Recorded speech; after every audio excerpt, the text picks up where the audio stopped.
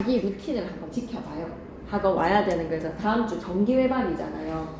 그럼 이제 정기외박 잘 다녀오시는데 지금 숙제 오늘 진도 많이 나갈 거거든요. 이거 나간 거 바탕으로 문제 꼼꼼하게 풀어오시고 외박 갔다가 돌아오시는 길에 쌤 만나고 가도 되든지 뭐 이렇게 미리 연락을 취해가지고 뭐 할 수 있으면 좋겠습니다. 이름이 어떻게 되십니까? 네? 아 그래 경민. 쌤이 좀 더 노력할게요. 경민이고 빨리 얘기해줘. 어? 승우 그래. 승우는 기억할 수 있다. 우리 대학 갔던 승우 경민이 네. 그리고 현우 맞죠? 네.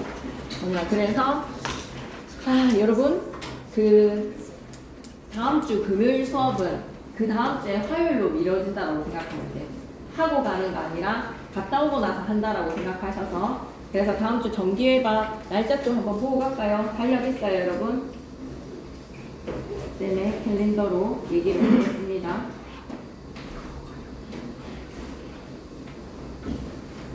자,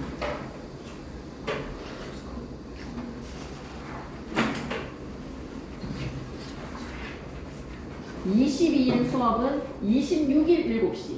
그래서 쌤 저 다른 수업 있는데요 라고 하면 27일 날 와서 수강하셔도 되는데 과수. 그런데 되도록이면 화요일 날 와서 해서 2교시까지 이제 쌤이랑 좀 하거나 외박주에 복귀하기 전에 쌤 만나고 가고 싶은 사람들은 미리만 연락 주시면 쌤이 또 일정 잡아 놓을 테니까 그렇게 고려 부탁드립니다. 26일 7시 똑같이 오시면 되겠네요. 알았죠? 네. 그래서 오늘 온 자들 박수. 그러면 오늘 그거 해야 됩니다. 고고문법 교재는 항상 좀 잘 들고 다녀주시기를 바라는 바이웨다. 그러면 쌤이 여러분 지난 시간에 처음 만나서 우리 개별 시간 좀 잘 해봐요 라고 화이팅 얘기를 하다 보니까 수요일 밤보다 조금 진도가 느려졌거든요. 그래서 오늘 좀 많이 양껏 나가보도록 하겠습니다. 규탁이 이거 한번 갖고 가볼까? 보고 규탁이는 교과서까지 미리 받아가고 그러면 지난 시간에 우리 이어서 나가야 되는 작품 겨울나무 광화문 기억나십니까? 쪽수 12쪽 펴주세요. 12페이지 나룻배와 행인 갈게요. 우리 성원이는 왜 손가락을 또 쓰고 나룻배와 행인에다가 크게 별표 하나 치시고 그냥 제목 밑에다가 두 가지 키워드만 기억해주세요. 희생, 헌신 이것만 기억하시면 됩니다. 100% 좋아하는 백조의 마음은 희생과 헌신이야. 그 사람에게 내 모든 것을 갈아서 그 사람을 뭔가 지키고 싶은 희생과 헌신이라는 키워드로.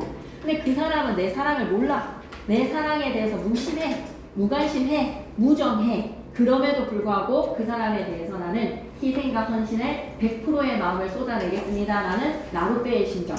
님과 나의 관계를 나룻배와 행인에다가 빗대어 표현을 한 한용운 씨는요. 엄청 쉬워요. 근데 출제의 요소는 명확하기 때문에 님에 대한 화자의 태도인지 화자에 대한 임의 태도인지를 잘 구분하셔야 됩니다.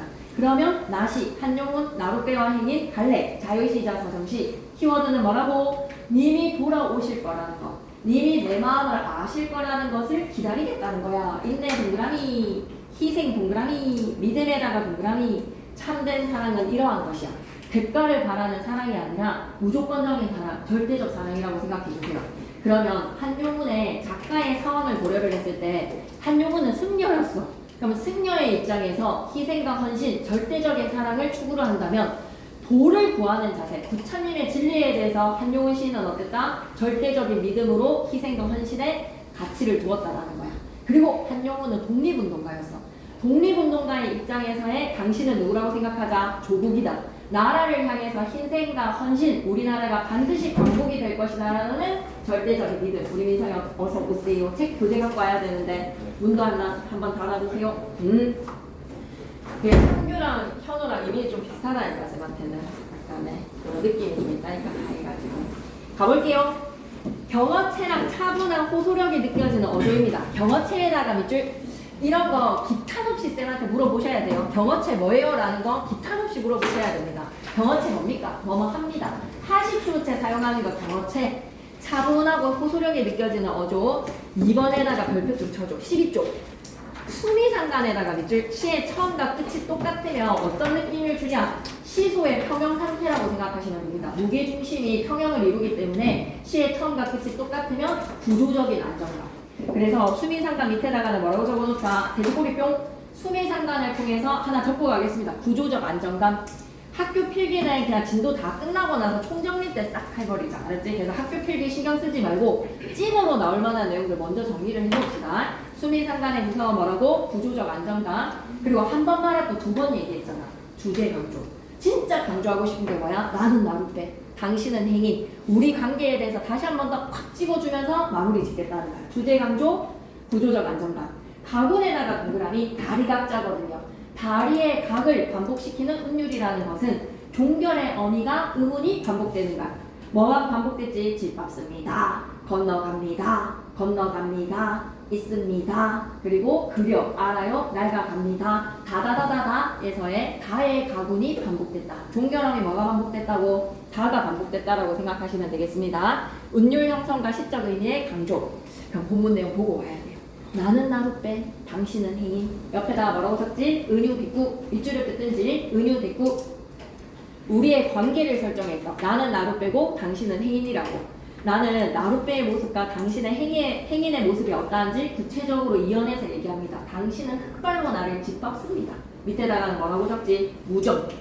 나는 당신을 안고 물을 건너갑니다. 물 밑에다가는 뭐요? 시련이라고 적자.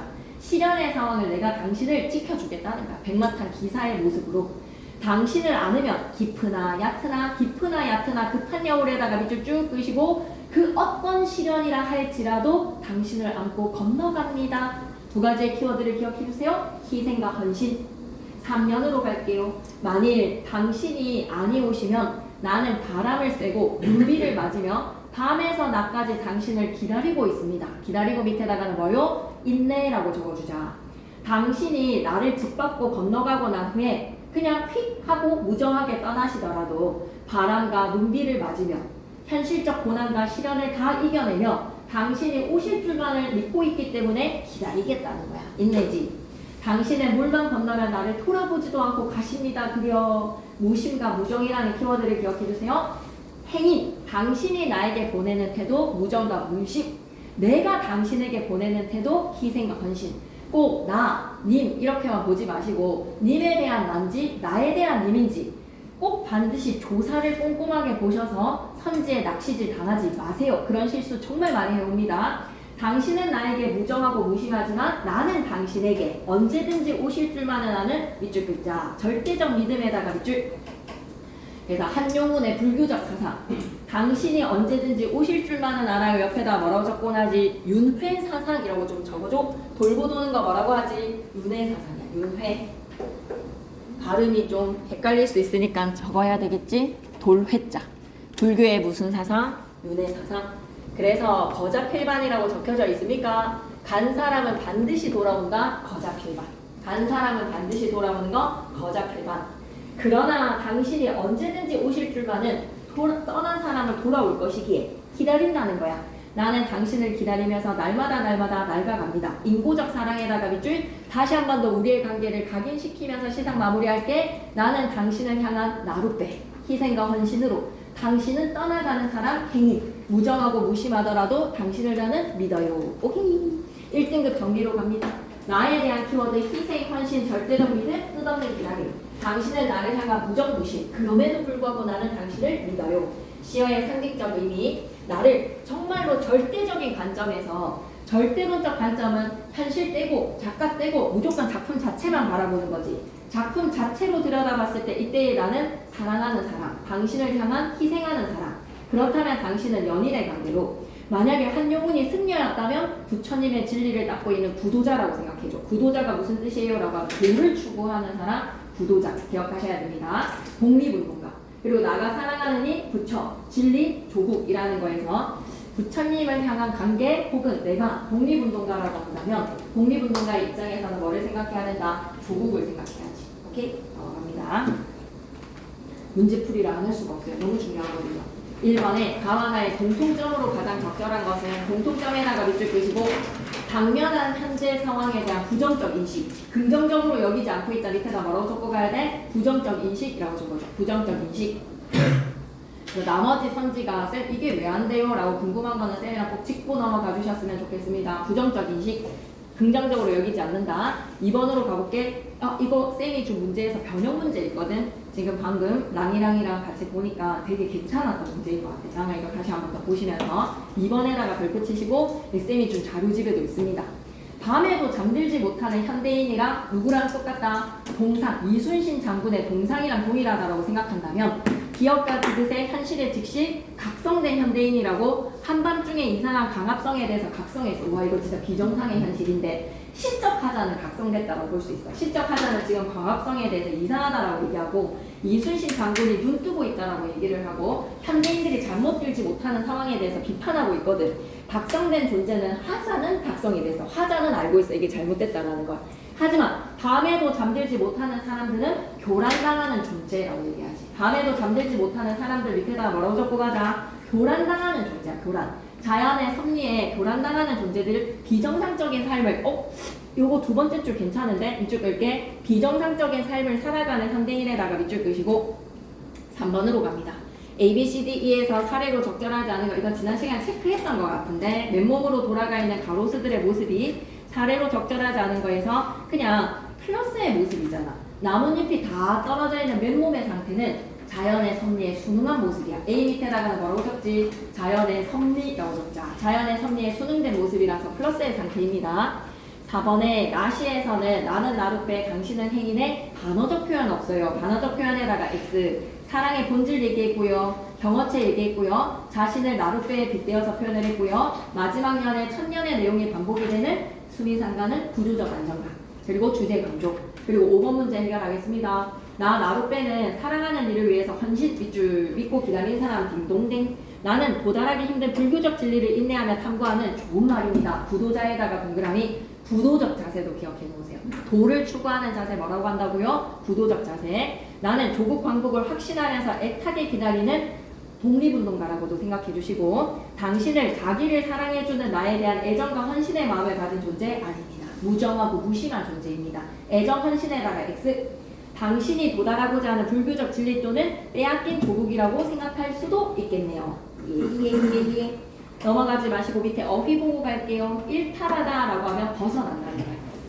여기 일상에서 어떤 범위 안에서 벗어났다. 파멸하다라고 하면 파괴되어서 없어졌다, 멸해졌다. 경어체라고 하면 공손된 어투. 향수 나간 반손. 향수까지 진도 나갔습니다. 아직 없나요? 향수까지는. 오케이. 그럼 나룻배까지는 나갔어요. 나룻배까지는 좀 나갔으니까 나룻배도 아직 안 했나요? 오케이. 그러면 우리 고전 시간 좀 하고 올게요. 아주 쌤이 민성이 덕분에 준비해야 될 것들을 미리 잘 준비해놨거든요. 그러면 고전 시간 잠시 한번 갑니다. 도시 내부 구조 문제 쌤이 다 만들어서 전달할 테니 이거는 일단은 좀 보고 있어 주시고요. 쪽수 몇 쪽이지? 50몇 쪽이었던 것 같은데. 자, 52페이지 갑니다.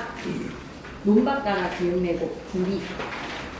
만점 노트에서의 가는 논밭가락 기운내고 위에다 브이로그라고 적힌거예요. 농민의 하루 일과 브이로그 52페이지 하시고요. 농민의 브이로그는 시간의 흐름에 따라서 카메라 가지고 오늘 쭉 보여주는 자신의 일상에 대한 관찰이라고 생각하면 돼요. 시간의 흐름에 따른 관찰이라고 생각하시면 되겠습니다. 자, 갈래는 사설시조인데 갈래를 좀 적고 가야 되겠는데 10페이지 위에 공간 있지? 거기에다 좀 적고 가자. 10페이지 위에다가 쌤이 사설시조 필기했나 보네. 장규책에 사설시조라고 적혀져 있어. 여기 그러면 조금만 더 한 번 더 설명하고 가겠습니다. 사설시조 뭐라고 얘기했지? 평시조의 중장이 두구 이상 길어진 형태. 그래서 조선 후기부터 양반계층들이 향유했던 문학이 서민계층도 참여하기 시작했어. 그랬을 때 하고 싶은 이야기가 많으니 중장이 두구 이상 확대가 되어서 하고자 하는 이야기를 리듬감 있게 반복시키는 기법으로 담아냈다. 그래서 조선 후기 서민계층에 의해서 창작이 되었다는 것과 대체적으로 내용은 어떻느냐라고 하면 해학적인 이야기나 한간오리들에 대해서 빡큐 먹어라라는 풍자, 해악과 풍자의 정신이 사설시조에 담겨있다라고 생각해 주시면 되겠습니다. 그러면 주제로 가실게요. 농부의 바쁜 일상에서 느끼는 여유, 그건 뭐야? 식구땡 하는 거야. 막 점심 도시락 먹고 그 속에서 담배 한 대 톡톡 풀고 노래 부르고 뭐 이렇게 하는 그 여유로운 모습 속에 성실한 하루의 일과를 보고 가자고. 농촌의 생활을 진짜 중요하다. 시간의 흐름에다가 밑줄 끄시고 자막으로 브이로그에서는 뭐 처리할 수도 있고 아니면 하늘을 찍을 수도 있고 지금 여기에서도 시어를 통해서 시간의 흐름을 드러내거든요. 그럼 쫓아가셔야 됩니다. 사실적 묘사에다가 밑줄. 그래서 농촌의 생활에 만족하고 있어. 만족에다가 동그라미 치시고 안분지족의 삶의 태도. 어이갈고 하노라 콧노래 부르면서 내려온단 말이야. 흥얼거리면서 내려온단 말이야. 자신의 삶에 불만 가진 사람은 그럴 수 없어. 내려오면서 아이고 막 조세 제도가 썩어 빠졌네. 아이고 관리들의 행포가 빡큐 먹어라 이런 게 아니라 콧노래 부르면서 내려오는 농민의 하루 일과를 들여다보자고. 논밭을 갈았어. 아침에 일어나면 일단은 뭐부터 해야 돼? 농민의 입장에서는 논농사랑 밭농사에서 해야 되는 일과부터 처리를 하는 거야. 뭐를 하자? 기읍매고에다가 밑줄 끄시고 잡초를 뽑아내야지. 논밭을 갈고 잡초를 내고 대장방이 위에다가 적어가야 돼. 계절적 배경 땡땡 여름. 왜? 콧바지를 입었거든. 배로 만든 남자용 콧바지를 입었다는 것은 지금 계절적 배경이 언제다? 여름이라는 거 옷차림을 통해서 알 수 있습니다. 데님, 여러분 유치원 때나 한복 입을 때 있죠? 지금은 안 입지만 엄마가 한복 꼭 챙겨 입혀주셨던 때 있잖아. 그때 바지 흘러내리지 말라고 끈으로 조았던 데님을 쳐서 신들매고 단어 뜻이 시험에 나올 것 같아.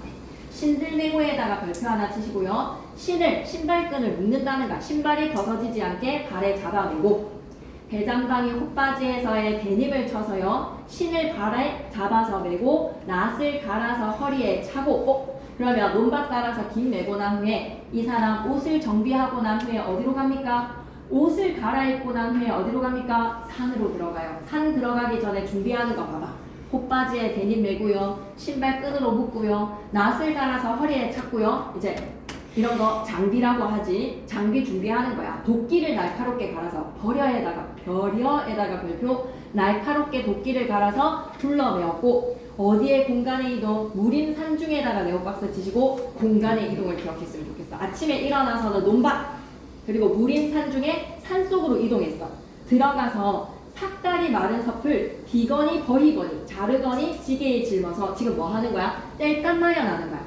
삭정이의 마른 섭을 비거니 버리거니 지게에 짊어서 지팡이 받쳐놓고 지팡이로 나무 다 하고 난 후에 샘물을 찾아갈 거야. 새안에다가 네오박스 치시고요. 샘물이죠. 공간의 이동이 시간의 흐름에 따라 드러난다라고 하면 O 할 거야? X 할 거야? O 하자. 샘물을 찾아가는 거 공간의 이동이야. 무림산중에서의 샘물로 찾아가서 거기에서 이제 점심 도시락 부시고가 무슨 뜻이지? 부시고 비우고 곰방대를 톡톡 털어서 입담대를 피워서 물고 밑에다가는 여유라고 적자. 곰방대로 톡톡 털어서 입담대 피워 물고 콧노래로 좀 혈당 스파이크 왔어. 그러면 어때? 헬스는 이길 수 없으니까 식곤증 좀 졸자. 석양이 재 넘어갈 때다 물결 표시 시간에 경과라고 적자. 석양에 재가 넘어가면 이러면 이제 호랑이 나타나는 거야. 조선 호랑이 어마어마무시하게 무서웠거든. 그럼 호랑이 만나기 전에 빨리 내려와야 돼. 산에서. 석양에 재 넘어갈 때 어깨를 추스리면서 긴 소리 짧은 소리 저른 소리 무슨 소리? 짧은 소리입니다. 긴 소리 짧은 소리 노래 가사는 뭐야? 어이갈고 하면서 내려오는 그 모습이더라. 어이갈까 하더라. 현대어트 풀 읽고 갈게요. 논밭 갈아서 김 맸습니다. 배장방에 데님 쳐서 신이 벗어지지 않게 신들 맸고요. 낫을 갈아서 허리에 탁 찾고요. 도끼를 갈아서 둘러 맸고요. 울창한 산 속으로 들어가서 나무해야 돼. 땔감 마련하자. 삭정이 마른 삽을 베기도 하고 자르기도 하여서 지게에 짊어서 지팡이 받쳐놓고요. 샘물 찾아가서 점심 도시락 다 비웠고요. 곰방대 톡톡 떨어서 입담대 식구땡 한 대 하고요. 콧노래 부르면서 꾸벅꾸벅 졸다가 석양이 고개를 넘어가는 시간의 경과. 해가 지면요. 긴 소리 짧은 소리 어이갈까 하면서 내려온단 말이지. 오늘 하루의 브이로그. 성실하게 살고 있는 농민의 하루인데 1등급 정리로 갈게.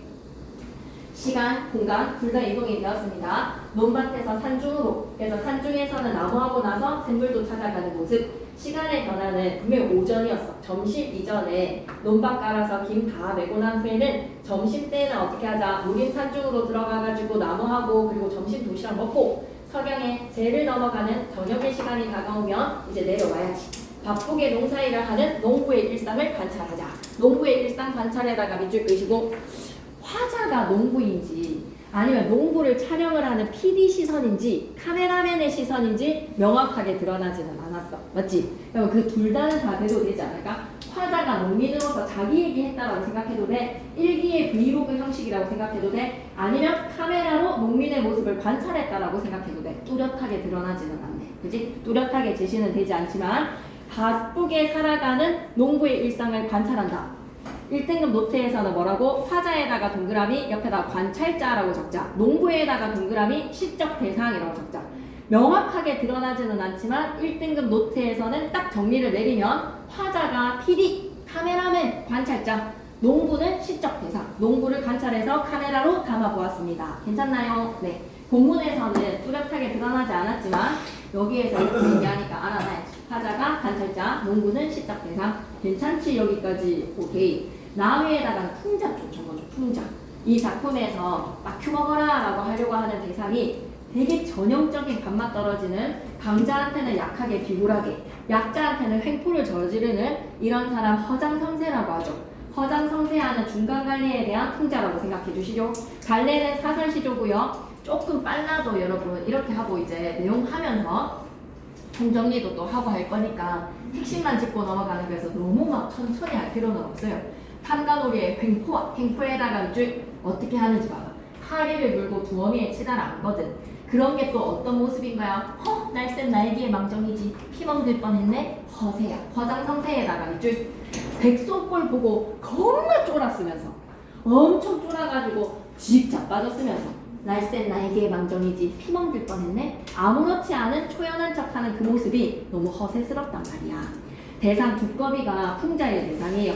대상 두꺼비 밑에다가는 풍자 대상이라고 적으시고 우스꽝스럽게 깎아내리는 거 뭐라고 하지? 희화화 기억해야 돼. 우스꽝스럽게 깎아내리는 거 뭐라고 한다? 희화화라고 합니다. 여러분 우리 시험 범위에서 제막내가랑 송미인고 끝나고 나서 춘향전 들어갈 거거든요. 춘향전에서 변사또가 암행어사 출두했을 때 똥지른단 말이야. 이런 거 어때? 너무 우스꽝스럽지? 그렇게 대상을 깎아내리는 거 희화화. SNL 이런 데 보면 우리 희화화 많이 시키잖아요. 막 MZ들이 기획 뽑고 막 회사에서 막 이렇게 막 하는 그런 모습들 다 희화화라고 생각하시면 되겠습니다. 그거 그 여자 누구지? 갑자기 수지 그거 슈블리 막 그걸로 막 그거 하는 풍자 제이미 막 이런 것도 다 뭐야? 풍자라고 생각하시면 되겠죠. 그리고 이번에 별표일 때 무조건 우리 시험지에 이 말은 나올 거야. 두터비 파리물고를 우리 쌤이 선택을 하시면 이건 선지를 안 만들 수가 없어. 마지막에 종장의 에마씨는 두꺼비한테 준단 말이야. 두꺼비를 관찰하는 관찰자에서 종장에서는 화자가 누구로? 에마씨는 손에 누가? 두꺼비가 에마씨를 손에 쥐고 있습니다. 화자를 교체에다가 밑줄 끄시고 밑에다 적고 갈게요. 관찰자 하살표 두터비. 두터비를 관찰하는 관찰자 하살표 두터비가 되거든요. 관찰자에서 두터비로 바뀌어서 두터비가 날쌘 날개의 망정이지 피멍들 뻔했네? 라고 아무렇지도 않게 초연한 척하는 그 모습이 오히려 허세다. 허세. 그래서 우리는 1등급 정리 나중에 보기로 하고 본문으로 갑시다. 두터비가 탐관오리 중간의 관리라고 생각하시면 됩니다. 한 7, 8급이라고 생각하시면 돼요. 9, 8, 7 정도 된다고 생각하시면 돼요. 9, 8, 7 정도에서의 이 관리가 백성들을 쪼아댄단 말이야. 팔이 힘없는 백성들을 물고, 이때 물고는 뭐라고 생각해? 착취와 수탈의 자원이야. 두엄은 부당하게 축적한 권력과 재물이라고 생각하자. 두엄은 뭐라고? 백성들로부터 백성들을 쥐어짜서 부당하게 누적시킨 재물과 권력 위에 치달아 앉았어. 자기 것인 것만이. 거름더미 위에 치달아 앉아서 탐관오리의 횡포, 풍자하는 겁니다. 치달아 앉았는데 시선이 어디로? 건너산을 바라보니까 백손골이 떠있거늘 백손골 밑에다가 뭐라고 얘기해야 돼? 외세라고 적자. 외세. 중간의 관리보다 더 높은 3위 1등급의 관리는 출동하지 않을 것 같다. 왠지 한 2, 3, 4 정도의 등급의 혹은 외세의 힘 있는 존재, 진짜 내가 복종을 해야 하는 나보다 위에 상관의 존재, 백손골이 딱 떠있는 그 순간 가슴이 막 끔찍 놀랐어요. 비굴에다가 동그라미 훌떡 뛰어내렸다가 왜? 재물과 권력을 숨기려고. 그러면 춘향전이랑 연결시켰을 때 두터비가 누가 되면 돼? 춘향전 스토리를 좀 잘 모를 수도 있겠다. 그럼 두터비는 변사또. 여기에서 백손골은 뭐라고 생각하면 된다? 암행어사, 이몽룡이라고 생각해줘. 이몽룡이한테 부당하게 재물과 권력을 쌓아놓은 걸 들키면 안 되니까 가슴이 끔찍 놀라서 풀떡 뛰어내렸다가 두어 말에 직 자빠졌어. 해악성이 두드러진 표현. 밑에다 뭐라고 적지? 희화화. 직 자빠지는 뭐 자빠지거지. 밑에다가 뭐라고? 희화화. 그러면서 두터비로 하자 교체시킬게요. 모처럼 날쌘 날랜 나에게 망정이지 피멍들 뻔하였구나 라는 것으로 밑줄기가 자화자찬에다가 밑줄 허장성세 밑줄 자기 합리화에 사자성어 안 가르쳐 주셔도 당연히 알고 있어야 되는 나아자 받전자 끌어당길 인자에 물숫자 사용해서 아전인수 자기한테 유리하게 말하는 자기식 정당화를 뭐라고 한다 사자성어 아전인수입니다. 제 눈에 물대기 자기한테 유리하게 뭐라고 얘기한다고? 날쌘 나에게 망정이지 피멍들 뻔했네 나 아무렇지도 않아 라는 초연해하는 모습 아전인수라는 사자성어는 자기합리화입니다. 자기합리화. 자 그럼 우리 1등급 정리로 갈까요? 두터비는 착취와 수탈. 그래서 여러분이 좀 유치하지만 연필 같은 걸로 좀 적어놔도 될 것 같은데요. 펜까지는 아니고 연필 정도로 두터비 옆에다가는 뭐라고 적었으면 좋겠다. 변사또 팔이 힘없는 백성은 누구라고 생각하면 되는 거야? 춘향이. 춘향이한테 착취와 수탈로 춘향이한테 민간의 여잔데 이미 정분이 있는 연인이 있다라고 하는데 내 수청 들어라 라고 수청을 요구를 한단 말이야. 그래서 팔이 힘없는 백성은 춘향이. 여기에서의 백성꼴을 말하고 암행어사 이몽룡이라고 생각하시면 되죠. 백성꼴 옆에다가는 암행어사 이몽룡이가 되는 겁니다. 그냥 우리의 작품이랑 딱 맞아 떨어져서 한번 설명을 해요. 출제자는 다를 것 같지만 그래도 정확히 맞아 떨어지니. 그러면서 두터비는 자기 변명하는 거 사자성어로 뭐라고 한다고? 허장성세 아전인수. 그리고 이제 진도 다 따라 잡았다. 그러니까 쌤이 여러분이랑 이제 첫 만남이다 보니 지난 시간에 좀 열심히 해보자라는 의기투합에 좀 시간을 쏟다 보니 여기까지 지난 수요일에 나갔거든요. 그래서 이제부터 우리 좀 많이 나가봅시다.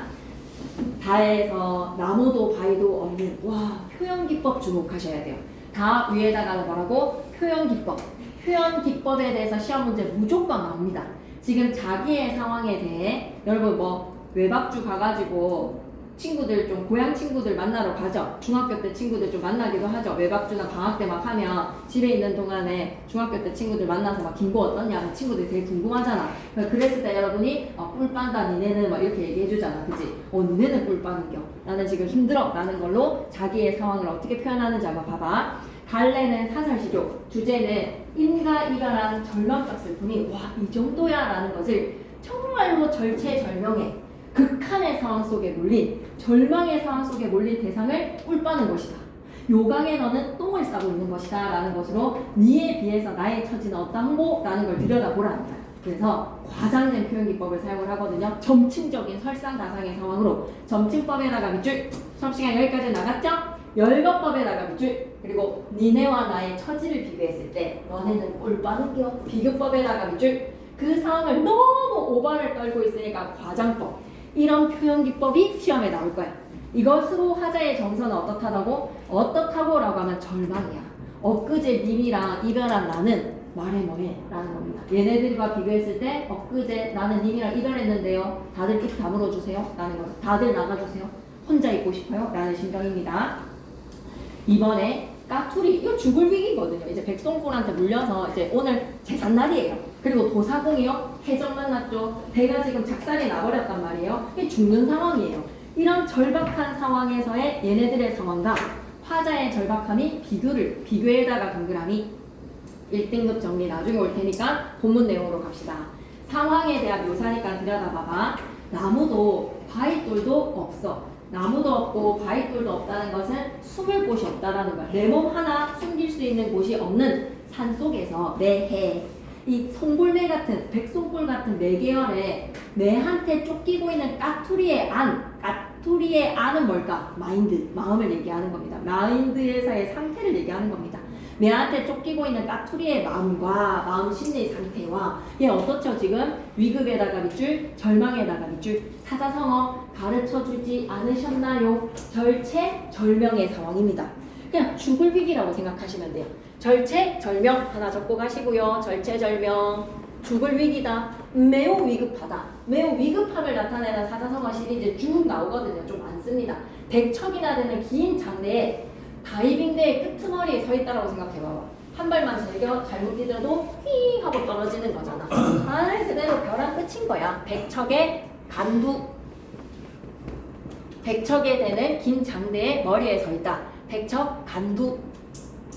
또 들어본 거 있습니까? 초미지급이라고 들어보셨나요? 눈썹이 불타고 있습니다. 바람 앞에 등불과도 같은 상황이네요. 풍전등화. 혹시나 사자성어 가르쳐 주셨다라고 하면 총정리 때 쌤한테 언급해 주세요. 완전 머릿속에 쏙 넣어줄 테니까. 자, 다시 한 번 더.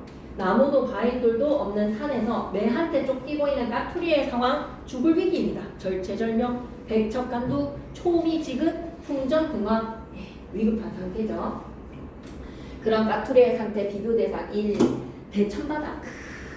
넓은 바다 한가운데 돌을 1천석을 실은 배. 노도 잃어버렸지. 닷도 잃어버렸지. 노도 잃고 닷도 잃고. 이런 거 밑에다 뭐라고 적어야 돼? 열거법. 상황이 이제 열거가는 거야. 그리고 점점점 심해. 이런 거를 또 뭐라고 생각해야 돼? 점침법.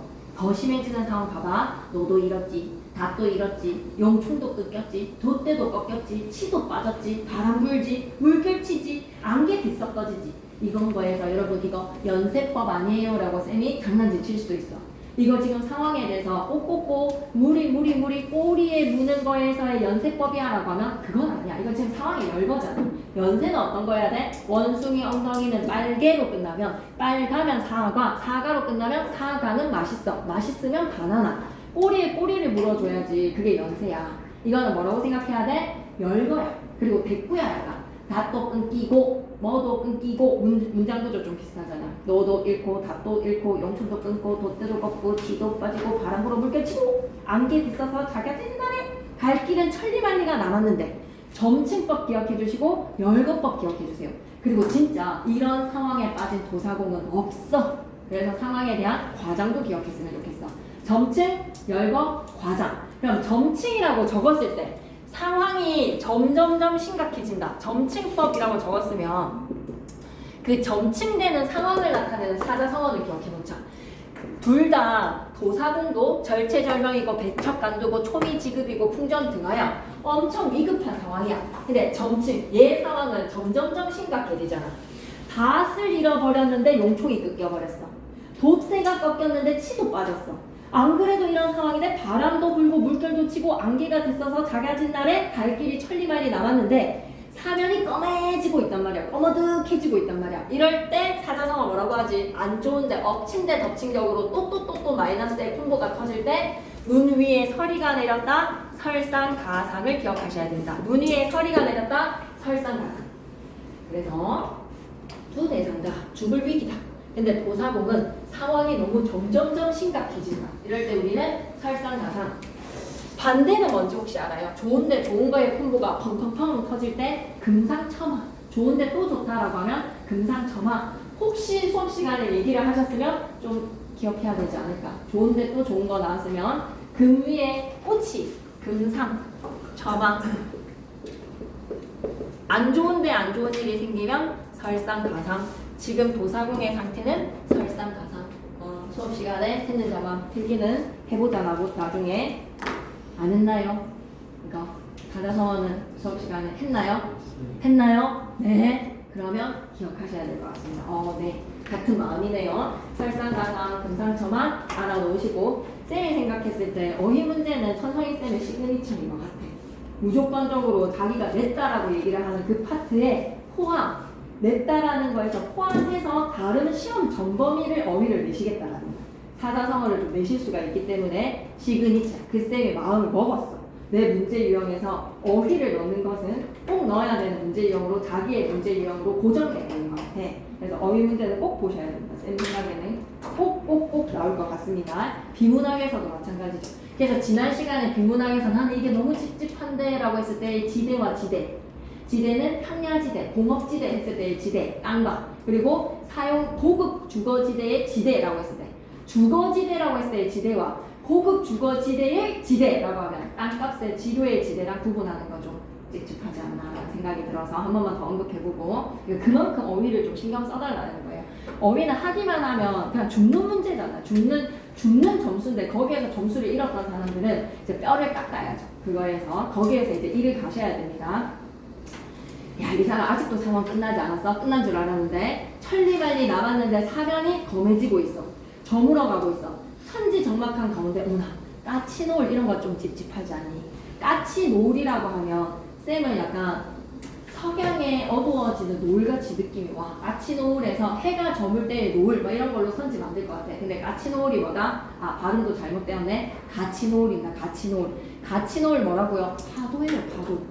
사나운 파도에다 별표 3개. 난 이게 좀 괜찮은 문제인 것 같아. 가치노을에서의 노을이 석양의 이미지, 해 저물 때의 이미지 아닙니다. 거친 파도입니다. 거친 파도가 떴는데 거기에서 수적을 만났어. 수적은 뭐다? 해적. 해적을 만난 도사공의 상황, 마음과 과과 두 개의 대상을 나열했죠. 1년도, 1행도, 초장도 나열, 중장도 나열에서의 상황 두 가지. 엊그제 님을 여인 내한, 어따다가 가을하리오, 비교하리오 라는 걸로 서리적 표현. 까톨이랑 도사공은 입다물어. 꿀 빠는 겨. 니네는 지금 나랑 비교했을 때 꿀 빠는 겨. 너넨 가만히 있어. 하자의 정서 강조를 위한 대상의 활용 다 나가주세요. 제가 제일 괴로워요 라는 것으로 까투리의 절체절명, 도사공의 초미지급 풍전등화, 말도 꺼내지도 마라. 니네들의 상황보다 엊그제 나는 님 여였어 라고 하면 모두가 다 입 다물어 주기를 바라는 거지. 오케이? 됐어. 그러면 53페이지 갈게요. 1번에 가나다에 대한 설명으로 가장 적절한 것은 가에서 시적 대상 행동 구체적으로 묘사했다. 실을 쳐매고 낫을 갈아서 허리 둘러매고 이런 것들 전부 다 행동 묘사죠. 콧노래 부르다가 그리고 입담대 톡톡 하는 거 구체적 묘사 맞습니다. 나에서는 도사공의 상황에 대해서 대상의 행동과 상황에 대해서 구체적으로 표현을 해서 현장감 살린다라고 하면 끄덕끄덕. 미안해. 도사공의 다를 얘기해버렸네. 나에서 시적 대상 두터비의 행동을 구체적으로 표현을 했다라고 하면 얘들아 다는 어떨까? 가나 다에서 다도 여기에 해당돼. 시적 대상의 행동에서 다에 해당돼. 1번 선지에 만약에 가나 다 모두 시적 대상의 행동을 구체적으로 표현해서 현장감을 살리고 있다라고 하면 구체적 표현과 현장감 분명히 다의 특징 맞거든요. 근데 다는 대상의 행동이에요? 아니면 대상의 상황에 대한 묘사예요? 대상의 상황에 대한 묘사지 행동 묘사는 아닙니다. 아시겠죠? 그래서 쌤이 순간적으로 좀 착각을 해서 다를 얘기를 했는데 괜찮은 실수인 것 같아요. 쌤의 실수로 선지 하나 만들고 갑시다. 가나는 행동 묘사 맞거든. 대상들이 두터비가 하는 행동. 좋아하겠지. 자빠져놓고 날쌘 나에게 망정이지 피멍 들 뻔했네. 행동이거든요. 농구의 행동 묘사 됐거든요. 근데 다는 행동 묘사가 아니에요. 뭐라고 얘기하셔야 돼요? 상황 묘사다라고 얘기하시고 상황을 묘사를 하면 당연히 현장감이 살아나죠. 괜찮은 선지가 하나 나왔습니다. 기억해주세요. 가와다는 어조의 변화에다가 밑줄 그러려면 좀 상황이 바뀌어야 돼. 이렇게 도사공의 상황이 이러하되 근데 도사공은 뭐야? 나 죽겠네 라고 하다가 하늘이시여 도와주세요 라는 걸로 막 갑자기 도사공이 희망을 찾는다든지 절망의 상황에서 희망의 목소리로 바뀐다? 그런 어조의 변화 없거든요. 그래서 이거는 전혀 안 됩니다. 시선의 이동 정서의 변화 가나다 대립적 이미지 대립적 이미지에다가 밑줄 끄시고 다에서 도사공이랑 까투리랑 엊그제 님과 이별한 나라 이걸 대립이라고 봐야 될까? 더 내가 심하다라는 비교의 대상이지 대립이라고 볼 수는 없어. 그리고 나시에서는 대립적 이미지라고 하면 딩동대 중간계층이랑 상하의 관계에서의 위계 질서로 나는 대립적 이미지 주제부가 맞아. 이건 정확히 나에는 맞아떨어져. 가에는 해당 안 돼. 1번에 4번 선지 누구한테만 나한테만 맞는 선지다. 화자의 내면 심리에다가 밑줄 끄시고 가나다 중에서 내면 심리는 무엇 위주? 내면 심리는 가나다 작품 중에서 누구를? 다를 얘기할 수가 있겠지. 화자의 내면 심리가 중점을 이룬 건 님과 이별한 나 말하지 마세요. 모두 나가주세요. 불 좀 꺼주실래요? 라고 하는 심정은 누구다? 다. 2번으로 가보자. 사설시조는 이런 거 좋지. 사설시조에 대한 갈래적 특징 서민들의 일상에다가 밑줄 끄시고 브이로그였습니다. 삶의 애환에다가 밑줄 끄시고 이러한 작품들은 자연을 노동의 현장으로 그리며 자연이 어디였지? 논밭. 그 현장감을 생동감 있게 표현하는 게 가였어. 고단한 노동이지만 그 속에서 여유를 즐기는 서민들의 모습이 정말 잘 드러났거든. 석양이 재 넘어갈 때는 해가 지기 때문에 집으로 돌아가는 모습이지 삶의 고통에다가 X 나머지 다 맞는 선지니까 꼭 확인해주세요. 그리고 3번에 이게 있었네. 설상가상이랑 금상첨화가 여기 있었네. 인생 무상이 뭐야? 사람은 늙는다라는 거야. 한 번 사는 인생 허무하다. 인생은 허무한 것이다. 그런 거에서 이제 누구를 생각해야 될까? 권력자의 몰락을 보시니 하루 11홍이죠. 인생 무상 옆에다 적고 가겠습니다. 10일 동안 붉은 꽃은 없습니다. 하루 11홍. 그리고 뭐다? 권력은 10년을 질 수가 없어. 건불 10년. 뉴진스가 좀 안타깝지 않니? 건불 10년인 거야. 이게 너무 짧았어. 뉴진스의 영광은 너무 짧았다. 건불 10년, 화무 11홍. 인생 무상입니다. 뉴진스를 보는 순간 인생이 무상하다. 뭐 이런 식이 되네. 그리고 이심전심 무라일체라고 이거 무라일체는 꼭 자연물과의 통함이니까 이심전심은 사람과 사람끼리 말하지 않아도 알아요까지 이심전심. 학수고대하다 무슨 뜻입니까? look forward to ing. 네. to ing 맞아요. look forward to ing. 맞네. 네. 학수고대하다. TMI지만 쌤이 이제 고등학교 때 좋아했던 애 이름이 학수였거든. 학수. 그래서 look forward to ing를 엄청 열심히 배웠어. 얼굴 빨개진다네. 그러니까 TMI에 네, 자지 말라고 하는 얘기요. 4번으로 갈게요. 인성이 4번에다 벌써 3개. 외우라고 학수고대. 그래서 하는 이야기야. 두터미 팔이 백송불 간의 관계와 가장 유사한 것은 괜찮은 문제인 것 같아. 다 해석해놓자. 시험 범위에 다 해당합니다. 백설이 잦아든 골짜기야. 백설이 막 치다가 잦아든 골짜기니까 백설이 좀 그쳤지. 그 골짜기에 그럼 공간이니까 가로로 묶어봐. 백설이 잦아진 골에다가 가로로 묶으시고 백설이 막 쳐대다가 좀 그쳤어. 근데 거기에 누가 구름이 머흐레라. 구름에다가 동그라미 머흐레라라는 서술어를 알아놓으셔야 돼요. 무슨 뜻이다? 험하다. 머흘다라는 기모 형태는 험하다라는 뜻이야. 백설이 막 퍼붓다가 잦아들었는데 거기에 구름이 험하구나. 그럼 우리는 송미인곡을 했어. 님과 나 사이의 고전 시가에서 눈과 구름의 험악한 이미지, 님과 나 사이를 가로막는 어떤 존재라고 생각해도 된다? 정치적인 적, 야당과 여당의 관계라고 생각해봐봐. 이 세계 입장에서는 백설이 잦아들었는데 거기에 구름이 꽉 끼어있어. 반가운 매화야 어디에 피었니? 라고 하면 매화는 적이야 아니면 아군이야? 그래서 매화가 나의 정절, 나의 지조와 절개를 나타내는 매화 밑에다가는 지조절개, 충신, 가로 열어서 충신. 충신들이 어디 갔는고? 이색 밑에다가는 고려 충신이라고 좀 적어줘. 작가 이색은 뭐다? 고려의 충신입니다. 백설이 잦아든 골짜기에 구름이 꽉 끼어있다. 그래서 구름의 이미지는 딱 봐도 마이너스죠. 그러면 고려 충신인 이색의 입장에서 구름은 뭐라고 생각하면 될까? 고려가 망해가는데 이때 내린 이 백설의 상황 속에 구름이 꽉 끼어있다. 이때의 구름은 이성계 일파라고 생각하자. 구름 위에다가는 이성계 일파가 득세를 하고 있어요. 지금 백설이 잦아진 골은 그럼 뭐라고 생각하자? 고려야 고려. 고려의 상황을 들여다보면 이성계 일파가 득세를 하고 있거든. 꽉 끼어있거든. 그러니 고려 충신들 다 어디 갔는고? 매화야 어느 곳에 피었는고? 석양이라고 하면 이제 고려의 몰락입니다. 하강적 이미지잖아요. 석양 밑에다 뭐라고 적자? 고려의 몰락, 고려의 패망. 고려가 몰락해가는 패망 속에 홀로 써서 갈 곳 몰라 하노라. 저 어디로 가야 합니까? 어디로 가야 하죠? 방황하고 있는 고려 충신. 방황하고 있는 고려의 충신의 모습이니 약간은 상하의 먹이 사슬의 관계는 아니지 않나요? 백설도 뭔가 험악한 것의 이미지가 잦아든 골짜기에 이제는 구름이. 그럼 이렇게 생각해도 되겠다. 구름이 이성계 일파라면 이성계 일파 이전의 백설의 어떤 존재들이니까 어떤 계층이니까 사실 고려의 유신들이라고 얘기를 하는데 문맥에서 여러분 그걸 좀 끄집어내기에는 좀 어려워요. 그래서 백설이 어쨌든 잦아들었는데 거기에 구름이 꽉 끼어 있어서 매화를 찾아볼 수 없는 마이너스의 상황이라고 생각하시면 얘는 답이 될 수는 없을 것 같습니다. 2번으로 갈게요.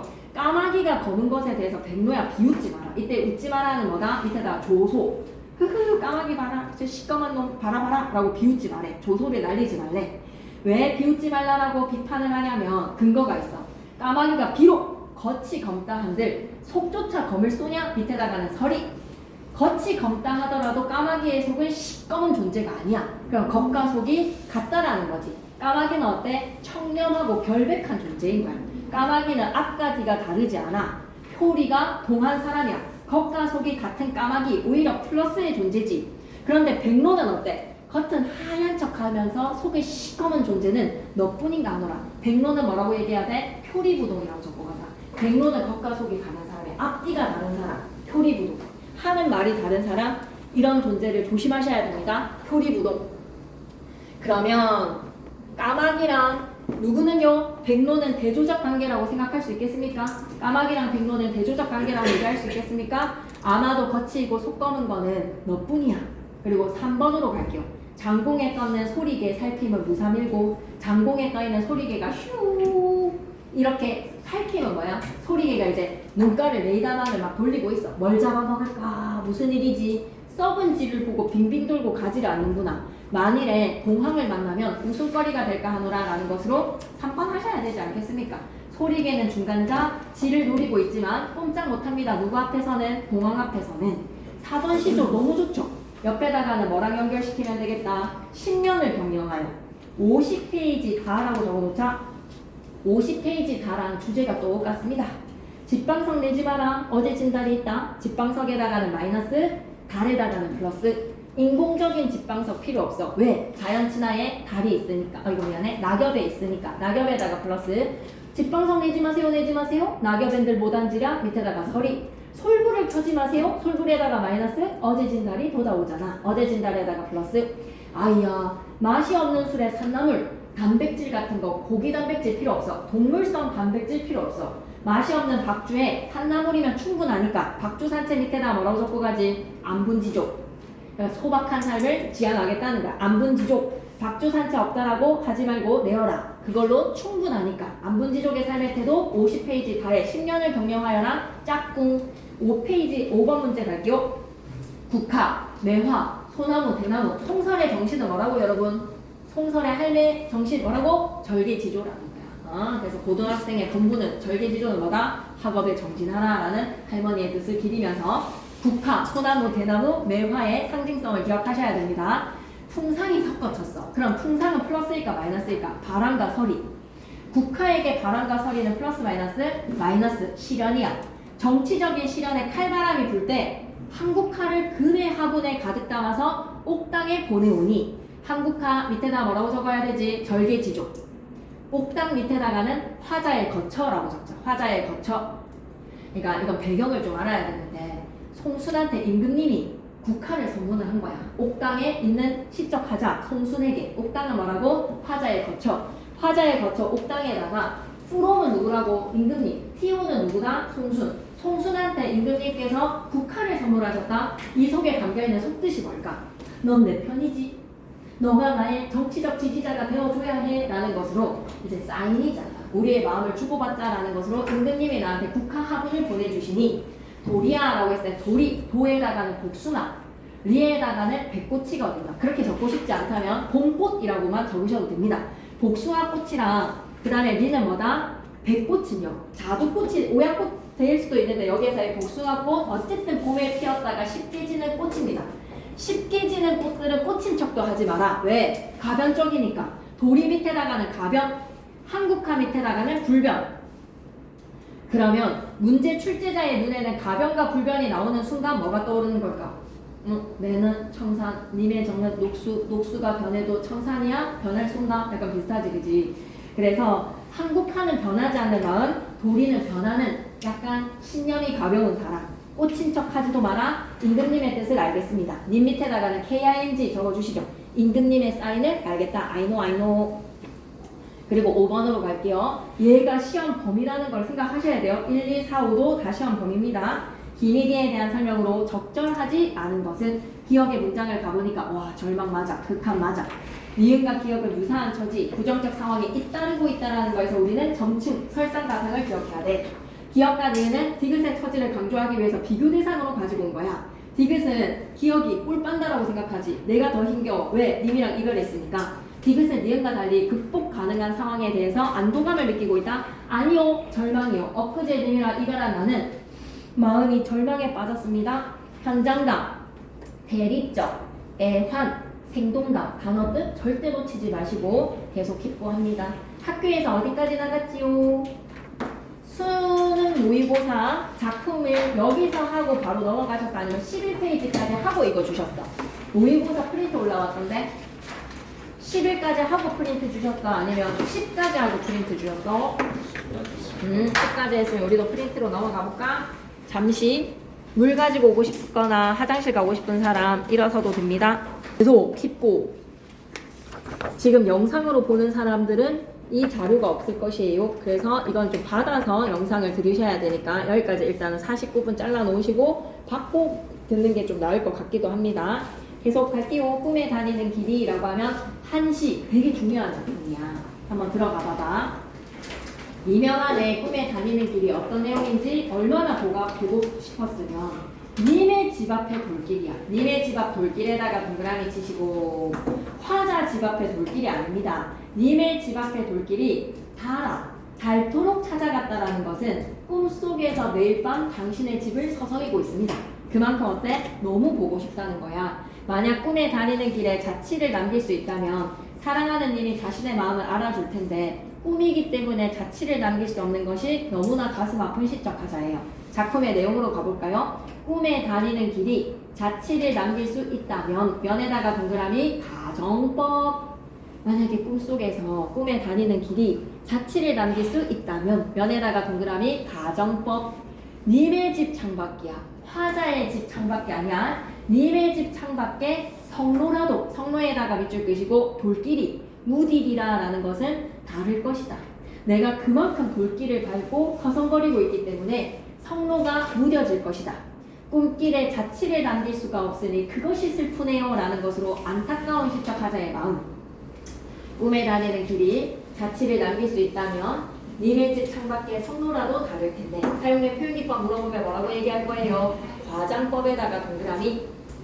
꿈속에서 님에게 수없이 다가가서 님의 길을 밟고 있는 시적 화자, 님을 향한 절실한 마음입니다. 꿈길에 자취를 남길 수가 없으니 그것이 너무 슬픕니다. 정서의 직접적 표출에다가 밑줄 끄시고 꿈속에서 다니는 길이 자취가 날 양이면 님의 집 창밖에 돌길이라도 다를 텐데 꿈길이 자취를 남길 수 없으니 그것이 슬픕니다. 정리하기로 바로 갈게요. 그러면 이거는 무슨 시조? 형시조에다가 동그라미, 초장, 중장, 중장에 형시조에다가 동그라미, 사랑노래네. 그러면 사랑노래면 주제 누구랑 연결시켜야 돼? 50페이지에 가, 황진이의 청산은 내 마음이고 녹수는 님의 정이랑 연결시킬 수 있지. 홍랑의 맷버들 가려 꺾어 보내노라 님의 손해랑 연결시킬 수 있지. 50페이지 가나랑 똑같은 정서라고 생각해줘. 님에 대한 애틋한 그리움과 안타까움이야. 근데 이 시만의 특징은 꿈길에 자취를 남길 수 있다면 하고 물어보니까 가정적 상황에다가 밑줄, 과정적 과장된 표현에다가 밑줄, 절실하게 마음을 표현을 하네요. 꿈이라는 소재를 사용했어. 꿈을 소재에다가 동그라미. 박정현의 꿈에 추천합니다. 엄청 듣기 정말 좋은 노래예요. 그렇게 꿈속에서 님을 만난다는 것은 간절하잖아. 곁에 없는 님에 대한 그리움의 마음이잖아. 화자는 자신의 이러한 마음을 님에게 보여줄 수 없는 것이 안타까워. 내 심장을 꺼내서 보여주고 싶은데 그럴 수가 없어. 불가능한 상황 가정에다가 밑줄 끄시고 꼭 좀 기억해 줄까? 우리 기말고사 때 불가능한 상황 설정했던 정석과 시험 문제에 나왔었죠? 불가능한 상황을 가정을 해보는 거야. 꿈길에 자취를 남길 수 있다면 그만큼 님이 자신의 마음을 알아줄 수 있다면 이옥봉의 한시랑 연결이 돼. 한시 모몬에다가 동그라미. 이게 발상을 갖고 온 거야. 한시의 모몬이라는 한시에서 나오는 꿈속의 넋에게 자취를 남기게 한다면 문 앞에 돌길이 반쯤은 모래가 되었을걸요. 꿈속의 넋에다가 동그라미 화자의 넋이라고 생각하면 돼. 화자. 꿈속의 넋에게 자취를 남긴다면 문 앞에 돌길이 반쯤은 모래가 됐을 거야. 이런 발상과 유사합니다. 이 정도면 충분해요. 그 다음 노래로 넘어갈까요? 바람도 시원없는 고개. 위에다가 뭐라고 적으셔야죠? 사설시조. 그냥 바람도 시원없는 고개. 누구랑 비슷하지? 방금 했던 까토리의 마음과 도사공의 마음이랑 비교를 하는 하자. 엊그제 님과 여여서 너무 가슴이 아픈 시적 하자. 사설시조에서의 서민의 정서. 특별한 힘을 낼 수 있다는 거 사랑의 힘이에요.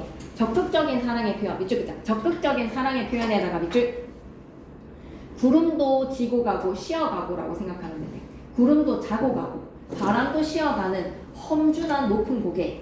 그런데 님이 그 너머에 오신다면 난 한 번도 쉬지 않고 넘어갈 거야 라는 마인드 즉슨 어때? 절대적 사랑이야. 님이 온다라고 하면 눈에 보이는 게 없어. 나는 그냥 바로 달려갈 거야. 당신이 부르면 달려갈 거야. 뭐 이런 거죠. 너라면 내 어깨에 날개가 없어. 내가 너를 만나러 가지 못한다. 이런 걸.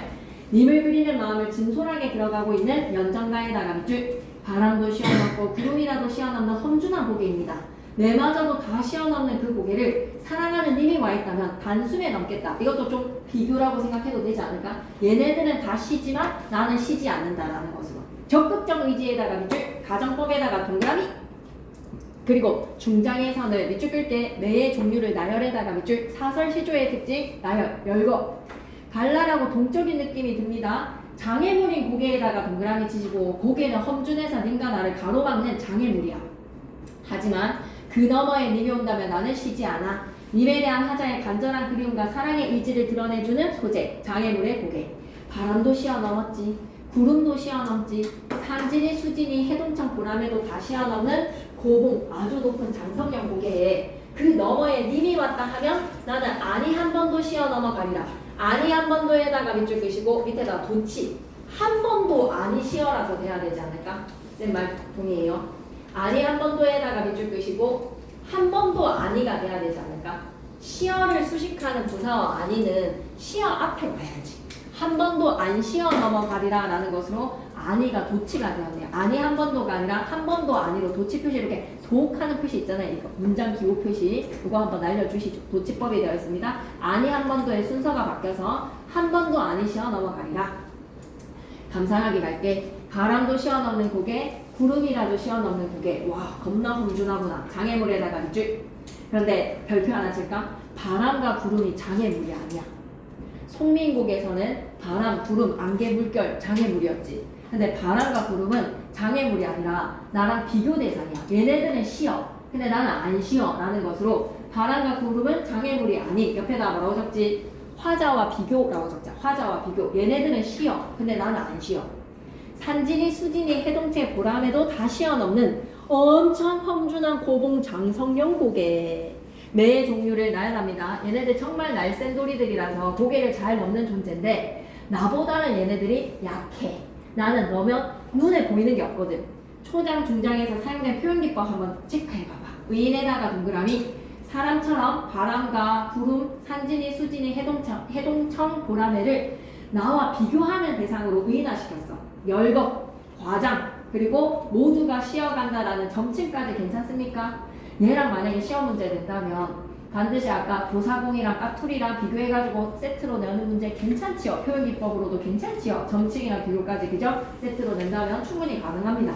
그 고봉 장성용 고개 너머에 당신 님이 왔다 하면 나는 한 번도 아니 시어 넘어가리라. 도치법을 지적하지는 않았지만 수업시간에 얘기하시면 꼭 기억해 놓으시고 도치라고 봤을 때 아닌 거는 아닙니다. 그만큼 적극적으로 당신에 대한 사랑을 표출했다. 넘어가 볼까? 자, 사설시조 동그라미 하나 쳐주시고 연정적, 열정적. 그래, 열정이다. 사랑 고백이다. 여자친구한테 이 정도는 해줄 수 있어야 된다. 님에 대한 그리움과 강렬한 사랑이지 님을 애타게 기다리는 마음. 표현기법 좋네요. 가정법. 님이 그 장성령 고개 너머에 오신다면 가정했잖아. 그리고 고개, 바람 의인화시켰잖아. 고개를 의인화시킨 거 아니고 바람과 구름을 의인화시켰잖아. 과장, 열거, 점층, 보람에도 마찬가지. 네 종류의 애들도 의인화시켰다고 생각해 주시고 계속 날쌘 도리들을 점층과 열거로 제시해서 얘네들마저도 쉬지만 나는 안 쉬어. 과거의 전형적인 여인상과는 다른 이쪽이다. 적극적 태도에다가 밑줄 없는 님에 대한 사랑을 고개 넘는 일에 빗대어서 표현을 했고요. 가정적 상황의 설정으로 님에 대한 사랑을 효과적으로 보여줬네요. 좋아요. 넘어가서 님이 오마 학원을 킵고하자. 님이 오마 학원을 괜찮은 내용이거든요. 태학에다가 동그라미, 과장에다가 동그라미. 태학과 과장을 통해서 님을 기다리는 안타까움을 담은 사설시조입니다. 님을 만나고 싶은 간절한 마음으로 오죽 보고 싶었으면 주추리 3대를 님으로 착각했을고 쌤이 이걸 왜 했으면 좋겠냐면 좀 고등학생이랑 필수로 알아야 되는 작품이거든요. 그래서 이런 기회에 김고이기 때문에 이렇게 두루두루 보는 거예요. 그냥 다른 일반고 같은 경우에는 송민국이랑 제막메가에서 고전 시간은 그냥 끝나요. 그런데 여러분은 고고를 하기 때문에 이 정도로 또 모의고사를 확장시켜 주기 때문에 고등학생이라면 이런 작품들은 보실 줄 알아야 됩니다.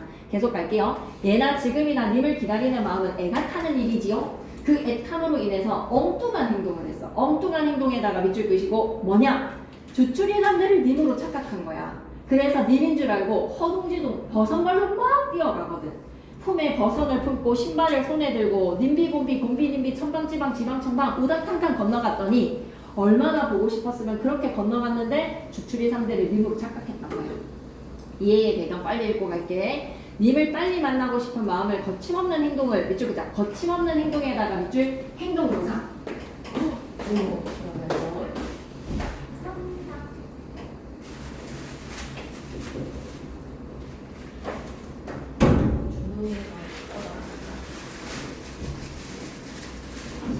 여러분 자기 먹고 싶은 거 적극적으로 해봐요.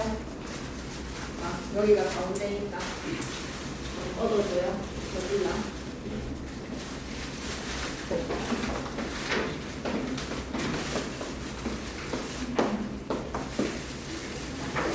자, 계속 이거 너무 중요해. 이런 걸 이제 볼 줄 알아야 돼.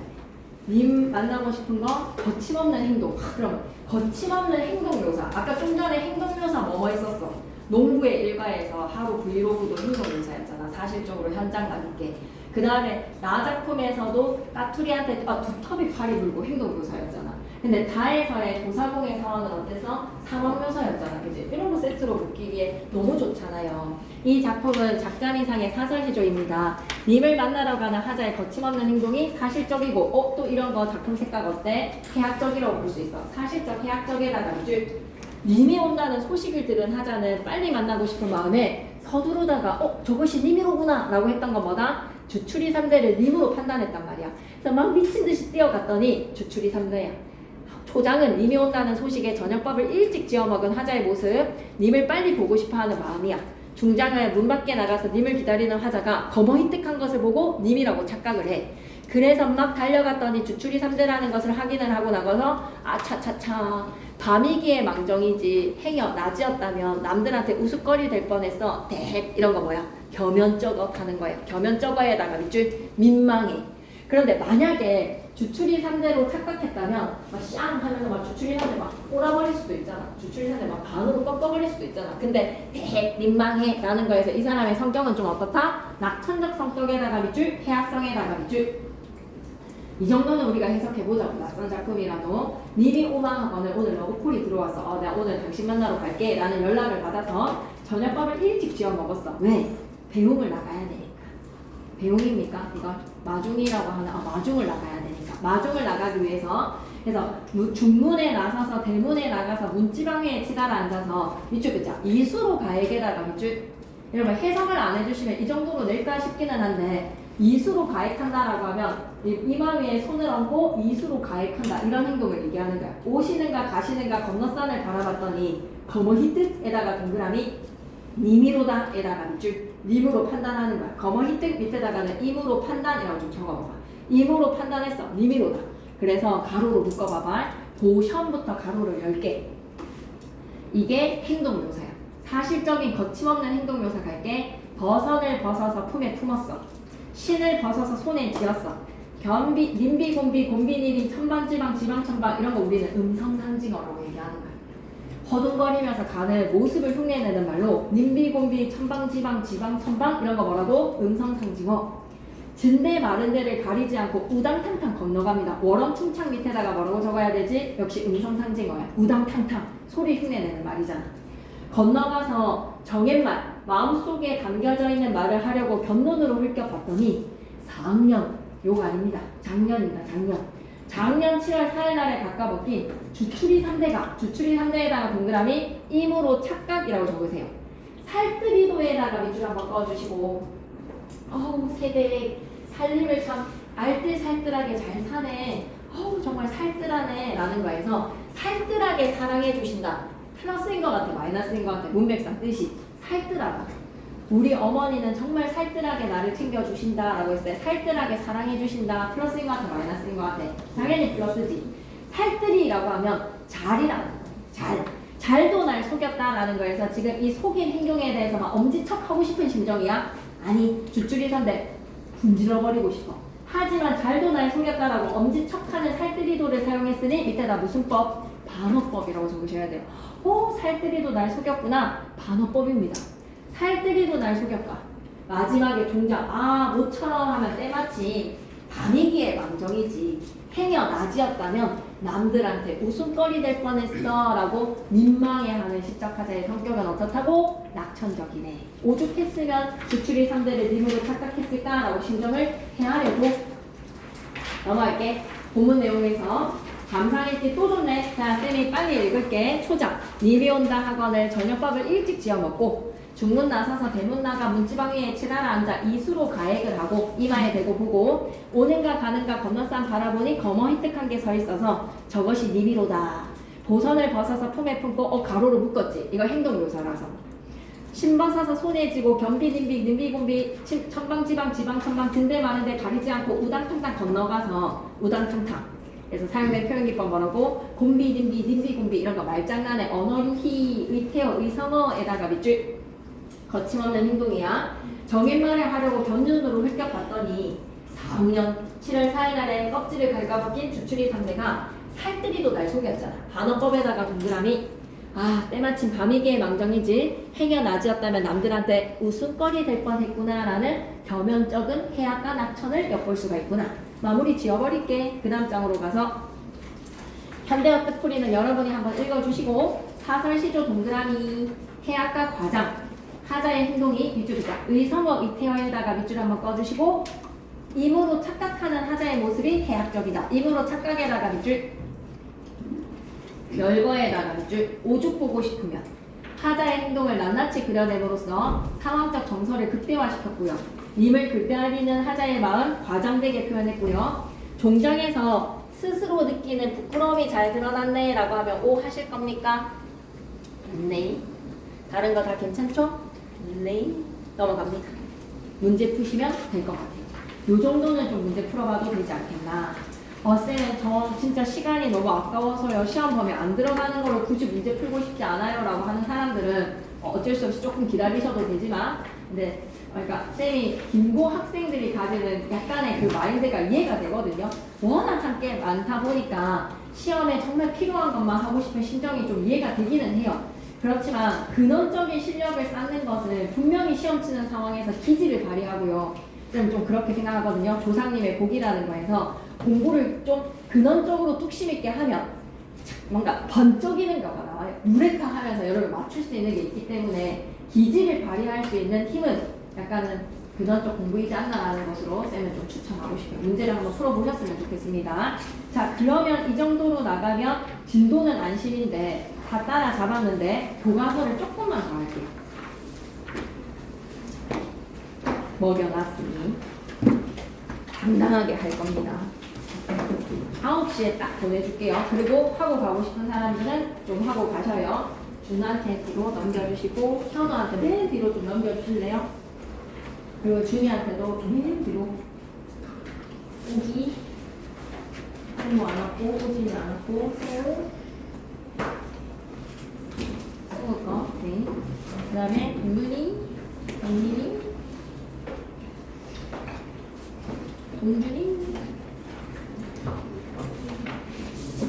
왔고 동준이 안 왔고 서원이 민영이 안 왔고 재민이 안 왔고 민성이 또 어디 갔어? 민성이 또 어디 갔어? 쌤 거 선물할게. 민성아. 민성이 거 있어? 민성이 거 없지? 없지? 민형이 거. 민형이 거. 그러니까 민성이 거는 쌤 거 줄게. 선물해요. 네. 자, 그러면 여러분 교과서로 갑시다. 민성이 수요일 말이거든요. 옛 노래 감상하기부터 시작해야 됩니다. 그래서 그 지금 왜 얘기해봐봐. 얘기해봐봐. 공유하자. 빨리 얘기해봐봐. 기숙사에서 있었던 기숙사에서? 제 생각났어요. 오케이. 알았어. 얘들아, 김상경 쌤이 적어주는 그 계보 있지? 고대가요부터 시작해서 고대가요 5작품 적어주셨지. 공무도화가, 정육사, 부지가 적어주셨지. 그 약간 좀 알고는 있으셔야 되거든요. 향가의 특징 적어주셨죠.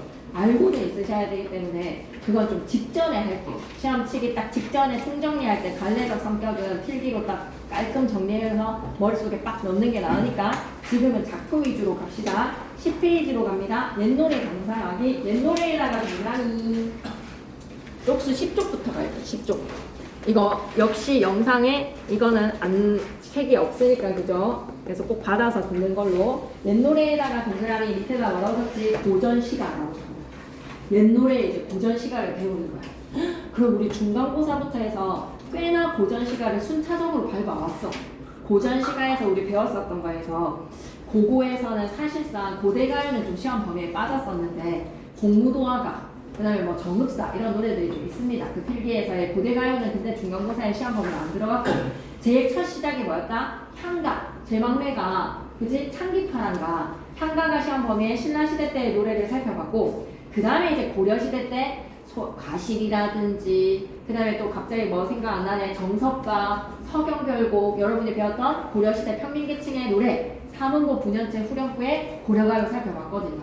서경결곡이랑 정석가가 정말 좀 중요했잖아요. 그죠? 기말 때는.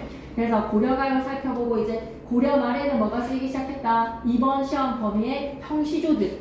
그래서 그 평시조에서도 중장기 듣구 이상 길어지는 사사시조까지 지금 시험 범위 나가고 있고 그리고 이 시조가 사음보 연속체로서 길이가 길어졌다라고 하면 이제 가사의 3인곡, 송민곡이 지난 시험 범위였단 말이에요. 이번 시험에서도 송민곡이 들어가는 겁니다. 5갈래 정도는 기억하시면 좋겠어요. 고대가요, 향가, 고려가요, 시조, 가사. 그것만 좀 듣고 가겠습니다. 옛노래 감상하기 해서 고전시가라고 적으셨어요. 고전시가 1894년 이전에 쓰여진 노래인데 그건 좀 적지 마셔도 될 것 같고 그 정의는 그냥 옛노래 가보개혁 이전에 쓰인 노래 그럼 뭐라고 적자? 고대가요 하살편 고전시가 안에 들어있는 첫 번째 스타트는 고대가요 그냥 향가 이전의 노래 다 모여라고 하면 고대가요야. 고대가요 하살표 그 다음에 뭐가 쓰여졌다고? 향가 하살표 그 다음에 뭐라고? 고려가요 하살표 그 다음에 뭐라고? 시조 다음에는 뭐다? 가사.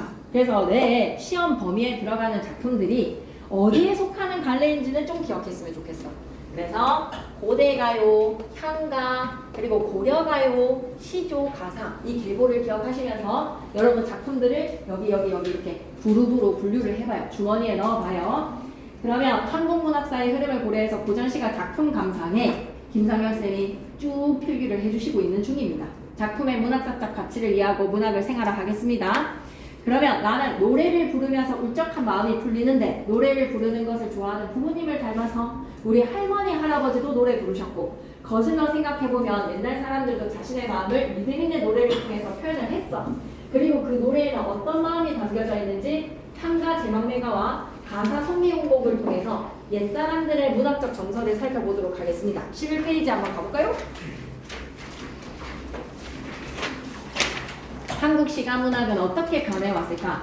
어떻게 변해나가 밑줄 끄시고 통시적이라고 좀 적어볼까? 이런 게 통시적인 역사야. 고전 시가의 역사를 살펴보는가? 이런 키워드는 좀 알았으면 좋겠어. 통시적인 거 11페이지에 어떻게 변해 밑에다가 뭐라고 적자? 통시적이라고 좀 적어줘. 통시적. 삼국시대 통일신라라고 하면 한가를 기억하세요.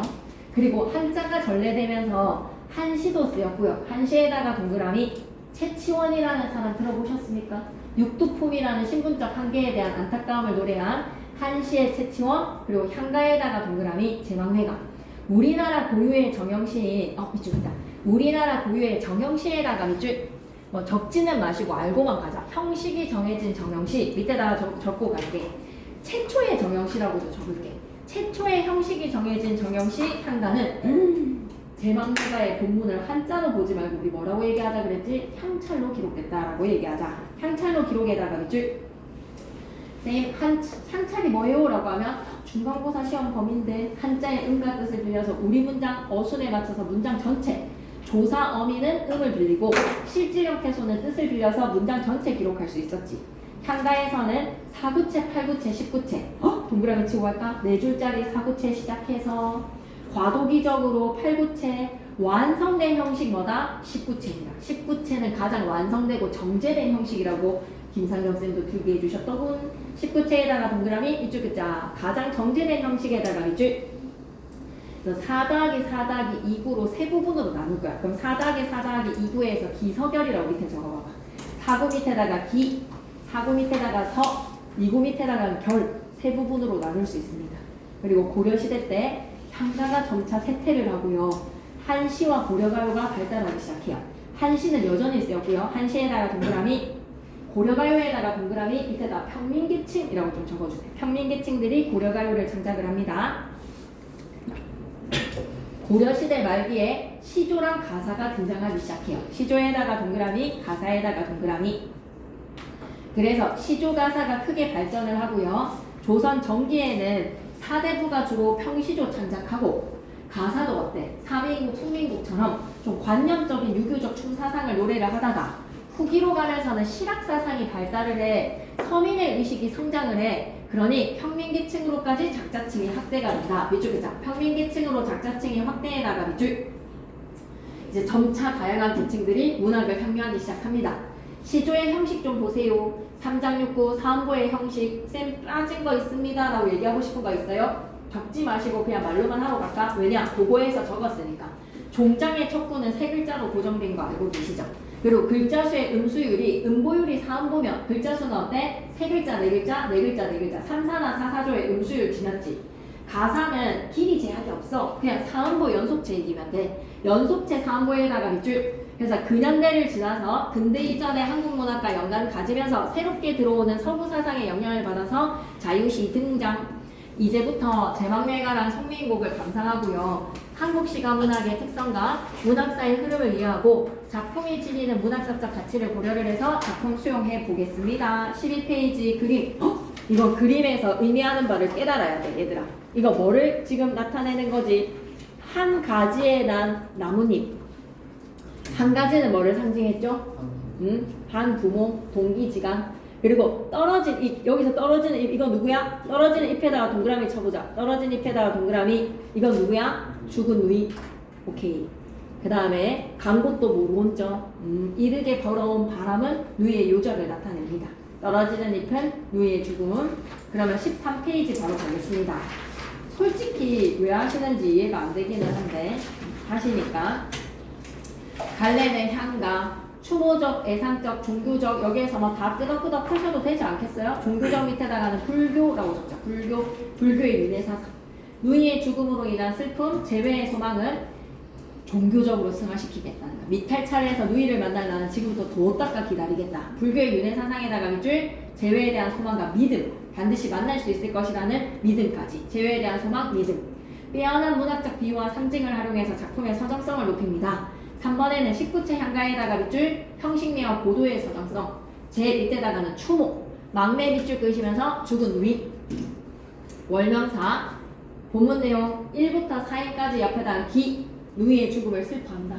그리고 5부터 8회까지에는 서, 누이의 죽음에 대해서 안타깝고 이거 너무 키워드 좋지 않니? 삶의 무상담에다가 밑줄. 왜? 피를 나눈 혈육임에도 불구하고 가는 곳이 모르거든. 허무한 거야. 9부터 10행에서는 별, 낙구는 감탄사로 시작해야지. 종교적 승화에다가 밑줄. 그리고 본문 내용 전체에서 여러분이 아셔야 되는 건 뭐다? 한자로 기록이 아니라 이건 형찰인가, 형찰. 그래서 생사로은이라고 했어요. 로은에 주목해주세요. 로은에다가 동그라미 치시고, 길로자에서는 길은 어때요? 한자의 뜻이죠. 명사니까. 근데 은혜은자를 사용한 이유는 뭐예요? 한자의 음을 빌려서 조사를 표기를 한 겁니다. 조사는 형식 형태소, 길이라는 명사는 실질 형태소. 무슨 말이에요? 라고 하면 뒤에 학습활동이 있을 테니 그때 살피기로 하고 본문 내용 갑니다. 삶과 죽음의 길은 여기에 있으면 예에다가 별표 치시고, 화자에게 가까운 장소는 여기, 화자에게 듣는 이에게 가까운 장소는 거기, 두 사람에게 둘 다에게 먼 장소는 어떻게 나타나지? 저기. 그러니 여기는 화자가 있는 장소 이승이야. 이승에다가 동그라미 중요해. 삶과 죽음의 길이 여기 이승에 있음에 머뭇거리고에다가 밑줄 끄시고, 뭐라고 했는지 기억나? 화자의 태도가 어떠했는지 기억나? 죽음에 대한 두려움이었잖아. 죽음에 대한 두려움 적든지 아니면 밑줄 긋든지. 삶과 죽음의 길이 여기 내 눈앞에 있는데, 이승에 있는데 머뭇거리는 죽음에 대한 두려움 앞에 나는 간다에다가 큰 따옴표 치시고요. 여기에서의 나는 누구야? 가버린 사람. 이 말도 못다 이루고 떠나간 나는 누구다? 죽은 누이에다가 동그라미. 나는 간다는 말도 못다 이루고 어찌 가십니까? 라는 거는 안타까움과 비애감. 어떻게 이렇게 갈 수가 있냐? 허흐, 이런 심정인 거지. 그리고 기 부분 됐어. 서 부분은 비유적 표현이기 때문에 와, 이 5세기, 6세기, 7세기 사람들이 이 정도의 정서를, 감수성을 지녔단 말이야? 라는 것으로 신라시대 사람들의 감수성에 깜짝 놀라겠네. 어느 가을 이른 바람에. 가을은 또 쇠락의 계절 아닙니까? 하강의 가을에 이르게 불어온 바람. 젊은 나이에 죽었다에다가 밑줄 요절이라고 하죠. 여기저기에 떨어질 잎처럼 지규에다가 밑줄, 누이는 떨어질 잎, 죽은 누이에다가 밑줄. 한 가지는 한 부모, 같은 부모, 동기지간 다 같은 말입니다. 한 가지에 났는데 다른 것도 모르는 적, 삶의 무상감에다가 밑줄, 에다가 별표 3개 치시고 낙구 부분에 감탄사로 밑줄 끄자. 19채 향가에 낙구 첫머리는 감탄사에다가 밑줄 끄시고 뭐라고 적으셔야 돼요? 시상의 전환 그리고 시상의 집약이라고도 적자. 시상의 전환과 집약, 주제행이 빵 터지는 거야. 우리는 어디에서 만날 거야? 미탈찰에서 누이를 만날 나. 목적어가 생략됐습니다. 미탈찰의 극락세계에서 부처님의 극락세계 미탈찰에서 누이를 만날 나. 나에다가 동그라미. 이때의 나는 누구라고 생각해야 된다고? 월명사. 시적 화자는 지금부터 어떻게 살아가겠다? 도 닦아 기다리겠노라. 겟에다가 방점 뽕 찍어서 미래 시제의 겟은 화자의 의지를 나타내지. 도 닦아 기다리겠노라. 재회에 대한 믿음으로 슬픔 극복된다는 거야. 괜찮지? 판서 내용으로 갈게. 윤회사상 얘기했으니까 감탄형의 어법에 아에다가 동그라미 치시고 삶과 죽음에 대한 의미의 포기 강조. 비유적인 표현은 좋은 말 나왔는데 자연의 섭리에다가 밑줄, 누이의 이른 죽음에다가 밑줄. 인간의 죽음을 가을바람에 의해 잎이 떨어졌다는 것으로 빗대어 표현을 했어. 자연의 섭리에 빗대어에다가 밑줄.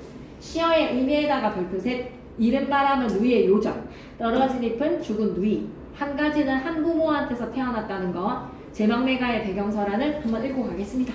삼국유사에 의하면 월명사가 이 노래를 지어서 일찍이 죽은 누이를 위해서 제사를 지냈더니 갑자기 해오리 바람이 일어나서 종이 도니 서쪽으로 나라가 없어졌다. 월명사는 이에 자신의 누이가 서방 정토 극락세계로 갔을 것이다 라고 믿고 있대. 괜찮지? 그러면 쌤이 진짜 딱 9시에는 무조건 보내줄게. 괜찮겠어? 더 올라가면 9시 10분까지 올라가는 사람들 9시 10분까지 가면 되니까 맞지? 무조건 9시에는 끝내줄게. 진짜 조금만 빼놓으면 여러분이 훨씬 더 공부하기가 좋을 것 같아서. 표정 별로 안 좋네. 마음 좀 흔들리게 이렇게 할 거야. 맞춰야 되는 거야. 송민복 문법이 장난이 아닌 게 있는데 3-1에서 마음 흔들리게 그런 표정 짓네. 중세국어지 장난이 아니야. 그러면 살짝만 만들고 마칠까요? 살짝만. 오케이. 5분만 하고 마칠게요. 그러면 송민고 앞장만 하고 다음 시간에 바로 송민고. 근데 여러분 송민고 문제 풀어주면 안 돼요. 그러면 3-1 뒤에 문제 있거든요. 뒤에 문제 다 있거든요. 제망매가 평가 문제라고 되어 있는 거에서 송민고는 내용 아시니까 바로 풀어주시면 되겠습니다. 요것만 딱 건드리고 갈게요. 전격가사에다가 별표 치시고 전격가사 뭐라고 생각해야 돼? 다시 한 번 더 강조하자. 전격가사는 이번 시험에도 나올 거야. 맨 마지막 페이지 16페이지로 가자. 각신님 밑에다가는 3. 각신님 밑에다가는 3. 다리아 카니와 밑에다가는 6. 구잠비나에다가는 4. 대쇼샤에다가는 3. 옆 페이지 16쪽. 전격가사 나오는 순간 여러분 맨 마지막 쪽을 찾을 수 있어야 돼. 맨 마지막 여기까지만 딱 설명할게. 각신님에다가는 3. 다리아 카니아 밑에다가 6. 숫자 6. 글자 수의 음수율을 잡아봐. 각신님은 3글자지. 3. 다리아 카니와 6. 구잠비나에다가는 4. 대쇼샤에다가는 3. 3643으로 마무리했어. 이것까지 하고 마칠 거니까 힘내. 3643 옆에다 뭐라고 적어야 되지? 얘기해봐봐. 3643으로 끝났다라는 말인즉슨 옆에다 뭐라고 적어야 돼? 얘는 전격 가사야. 무슨 뜻인고 하니? 맨 마지막 행. 이 가사 송민곡의 마지막 행이 무엇에 무엇과 동일하다는 마지막 행이 얘기해봐봐. 시조의 종장 음수율이 대체적으로 어떻게 끝났지? 시조 종장의 음수율이 어떻게 끝났지? 3543으로 끝났어. 한두 글자 더하기 빼기는 좀 눈 감아줘. 유연하게 대응하자. 유연하게 한두 글자 더하기 빼기는 괜찮으니 마지막 행이 시조 종장의 음수율 3543과 동일하게 마무리. 그러면 무슨 가사라고 불러야 된다? 전격 가사라고 불러야 됐다라는 거 기억나지? 정확하게 전격 가사네. 각신님 다리아 카니와 구잠비나 대쇼셔. 그래서 조선 초기에는 양반 사대부들이 구체적이고 생활의 사실적 이야기했어? 아니면 좀 추상적이고 관념적인 유교적인 이념들을 얘기했어 라고 하면 부자야. 유교적인 이념들을 얘기를 하는 충신연주지사야. 그지? 그럼 다시 돌아와봐. 앞쪽으로 와서 이거 작품 개관만 하고 마칠 거니까 충신연주지사에다가 밑줄 끄시고 임금에 대한 그리움과 변함없는 사랑을 주제를 뭐라고 한다? 영군지정이라고 얘기해. 김상경 쌤 필기에 있었지. 조선 초기에 양반 사내부들이 관념적이고 추상적인 이념적 메시지를 전달했어. 이럴 때 영군지정이야. 그런데 이제 후기로 가는 가사의 색깔은 확 달라져. 되게 생활의 이야기, 구체적인 얘기. 그런 거에서의 가사 색깔이 달라진다고 아마 필기가 되어 있을 겁니다. 순우리말에다가 밑줄 그시고 지난번에도 했죠. 순우리말을 잘 살렸다는 건 와시 두 여인의 대화 형식 기억나? 감녀랑 을려의 에마씨 주고받기. 그런데 주인공은 을려, 감녀는 보조적인 역할을 했어. 임과 이별한 후 님을 그리워한다. 임과 이별한 후 님을 그리워해다가 밑줄. 그리고 3번에다가 별표. 구름, 안개, 구준비 이런 것들의 상징적인 자연물들의 의미가 너무너무 중요했지. 그럼 다음 시간에 논스톱으로 성민곡하고 그 다음에 뭐 끝내야 되겠다. 500년 도읍지도 끝내고 진도는 잘 나가고 있는 것 같습니다. 자, 그러면 각자의 선택에 부담은 안 가져도 되지만 지금 이럴 때 그거 해놓으면 참 좋겠다. 근데 쌤 저는 그거는 나중에 할 거예요. 수학이 더 급해요 라고 하는 사람들은 부담은 안 가지셔도 되는데 쌤이랑 하는 시간도 좀 잘 활용을 했으면 좋겠습니다. 일단 오늘은 진도 여기까지 나갈게요. 고생했어요.